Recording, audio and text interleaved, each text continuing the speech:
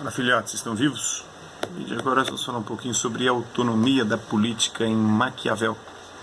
O pensamento político de Nicolau Maquiavel, que viveu entre 1469 e 1527, inaugura a política moderna, pois seu pensamento afasta-se da forma de fazer política que era predominante até então. Era o chamado idealismo político, onde eles acreditavam no ideal de política que deveria ser concretizado na história. Então, primeiro vinha a ideia, para depois a concretização. O Maquiavel vai apelar para o que foi chamado depois de realismo político. O que é o realismo político? É mostrar a política como ela é na realidade e não como ela deveria ser, como queria o idealismo. Ora, a política que se praticava era atrelada à dimensão religiosa, estava intimamente ligado aos mandamentos da lei de Deus e estava vinculada também com a ética cristã, com os 10 mandamentos. Por isso é correto afirmar que Maquiavel inaugura a autonomia da política em relação à religião e em relação também à ética. Dessa forma, o pensamento político passa a não ter mais nenhuma outra referência ou critério de ação que não seja a própria política, e a política é a arte de conquistar e manter o poder. E para Maquiavel, para conquistar e manter o poder vale tudo: matar, roubar, mentir, enganar, se corromper. Então, conquistar e manter o poder vale qualquer coisa. Os fins justificam os meios. Não é uma frase dele, mas que resume bem o pensamento dele. Não se aceita mais a ingerência do idealismo cristão, o idealismo platônico, o idealismo também aristotélico, com a sua ética prescritiva que estabelecia a priori como era o governo certo, correto, e como era o governo errado ou incorreto. Esta laicização, ou seja, a separação do Estado, da política, da religião e da igreja, acontece no contexto da Renascença, que inaugura um processo de secularização, ou seja, desvinculação do clero, e uma secularização da consciência, ou seja, a forma de pensar afasta-se da dimensão sagrada, religiosa, divina e eterna, e se desloca para o âmbito secular, ou seja, das pessoas que não estão ligadas à igreja, das pessoas que são seculares, comuns, histórico e também temporal. O contexto político da Itália, dividida e ocupada naquela época, conjugada com o amor e o desejo que Maquiavel alimentava pela unificação da Itália, um processo que vai só se efetivar no século XIX, ele está falando isso aqui no século XVI, transição do século XV para o século XVI.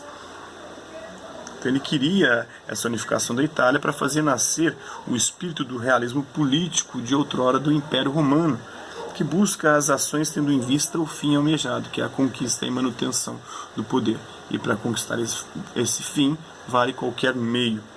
Portanto, politicamente, a boa ação é aquela que realiza o seu objetivo. Dessa forma, o critério da boa política será a durabilidade dos efeitos almejados, o êxito da ação. E ele mostra como todo político que tentou ser bonzinho, ético, correto, religioso ao longo da história se ferrou, não conseguiu conquistar e manter o poder, enquanto aqueles que usaram todos os expedientes que estavam ao seu alcance, inclusive matando, corrompendo, roubando, mentindo, esses conseguiam ter governos mais duradouros e inclusive conseguiam até fazer mais coisas para o povo do que os governos ditos bonzinhos, corretos, éticos. O fragmento a seguir ilustra muito bem essa ideia. Maquiavel usa a expressão verdade efetiva para chamar a atenção para os efeitos da ação. Olha só, está na obra O Príncipe. Todavia, como é meu intento escrever coisa útil para os que se interessarem, pareceu-me mais conveniente procurar a verdade pelo efeito das coisas do que pelo que delas se possa imaginar ou possa esperar. Aqui é uma crítica ao idealismo político. Vai tanta diferença entre o como se vive e o modo por que se deveria viver, que quem se preocupar com o que se deveria fazer em vez do que se faz, aprende antes a ruína própria do que o modo de se perseverar ou de preservar. Então ele está dizendo aqui que não adianta você ficar no idealismo, esperando ou almejando um governo perfeito, se você não faz o que deve ser feito para conquistar e manter o poder. E se você for bonzinho demais, o governante que é bonzinho demais, o povo monta em cima. E o governante também que é muito mal, o povo quer matar. Então você tem que saber dosar, saber ser tanto bom quanto mal. saber agir tanto de forma correta como também de forma incorreta. Assim é necessário a um príncipe para se manter que aprenda a poder ser mau e que se valha ou deixe de valer-se disso segundo a necessidade. Tem que saber ser bom e mau conforme a necessidade, conforme a situação se apresentar. Então, dessa forma, será o olhar atento à circunstância que irá ditar a natureza das ações. Haverá a época em que as ações serão mais suaves e marcadas pela bondade, em que a bondade pode ser feita, pode ser empreendida. Em contrapartida, haverá situações que exigirão ações mais enérgicas, ou seja, ser um pouco mais maldoso, um pouco mais cruel, um pouco mais tirano. A analogia de remédios amargos para males amargos traduz bem a possibilidade dessa necessidade na ação política de um príncipe, segundo Maquiavel. Portanto, ao ler o Príncipe, é importante observar que se trata de um manual para intervir no campo político, manual de como dar certo na política, de como conquistar e manter o poder, considerando a situação caótica na época na qual a Itália se encontrava naquela época, uma situação de divisão, de reino lutando contra reino, totalmente caótica mesmo, né? A natureza dos escritos de Maquiavel traduz, portanto, na ótica do autor, a necessidade que a cena política possuía.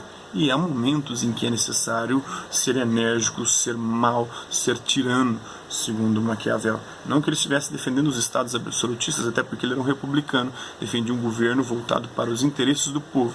Mas mesmo para atender aos interesses do povo, às vezes é preciso fazer coisas incorretas, conforme a ética ou conforme a religião. Toda a escolha do príncipe deve submeter-se ao critério da funcionalidade, tendo em vista a eficácia do governo. Para ser eficaz, então, vale tudo. E o governo é medido pela sua eficácia. Tanto que a gente, se olhar para a nossa história, a gente vai ver governos anteriores aí que foram considerados corruptos, mas eficazes no sentido de fazer o bem para o povo. A estabilidade do Estado na preservação da ordem e da paz social. Então, para garantir isso, vale tudo. Assim, Maquiavel reforça a concepção de soberania do poder do Estado e nunca da pessoa do príncipe. Então, o soberano não é um príncipe, é o Estado, essa instituição abstrata que regula as relações sociais e, de alguma maneira, beneficia essas relações, faz com que elas possam acontecer da melhor maneira possível. Então, isso é um pouquinho da autonomia da política em Maquiavel em relação à religião, em relação à ética. Ele era um realista, ele mostrava a política como ela é na realidade, e não como ela deveria ser, não um idealista, pensando a política idealmente. E, por conta disso, ele foi muitas das vezes chamado de maquiavélico, de maldoso, quando, na verdade, o que ele queria era só mostrar o que funciona e o que não funciona. O idealismo, aqueles que querem uma política corretinha, perfeitinha, isso aí não existe. E todas as vezes que tentaram implantar essa política perfeita, foram ditaduras. O socialismo foi feito em nome disso. Os governos cristãos, onde tinha reis tirânicos, também em nome do bem, da moral, dos bons costumes. O próprio Bush e agora o Trump usam o nome de Deus, da moral, dos bons costumes para fazer empreender ações completamente arbitrárias, tirânicas e equivocadas, erradas. Ou maldosas. Essa é a política, esse é o nome da política, ou corruptas, né? A política funciona nessa perspectiva. Espero que vocês tenham gostado do vídeo. Quem curtiu, dá um like. Quem não curtiu, dá um dislike. Quem se interessar pelo conteúdo do canal, é só se inscrever, ativar o sininho e guardar as próximas notificações dos próximos vídeos. É isso aí. Hasta la vista, babies, e até a próxima.